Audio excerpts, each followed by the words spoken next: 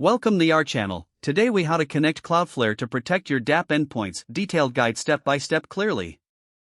Begin by signing in to your Cloudflare account. If you don't have an account, create one at cloudflare.com.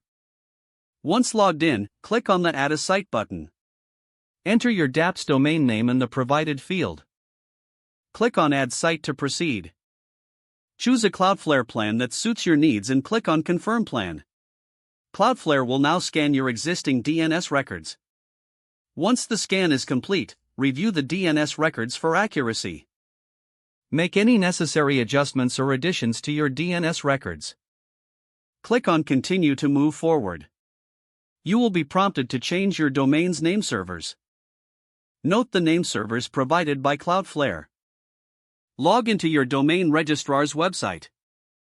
Locate the section for managing DNS or name servers. Replace your current name servers with the ones provided by Cloudflare. Save your changes and allow some time for propagation. Return to your Cloudflare dashboard.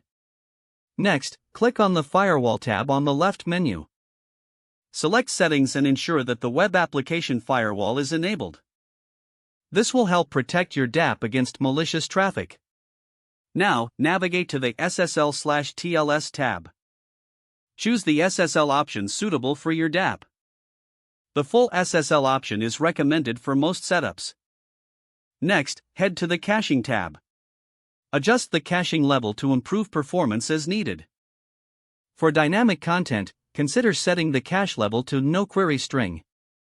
Then, go to the Network tab. Enable HTTP/2 and IPv6 compatibility for better performance. Now, visit the Access tab in the left-hand menu. Set up rules to control access to your dApp endpoints based on user identities. Don't forget to like this video and subscribe to our channel for more step-by-step tech guides.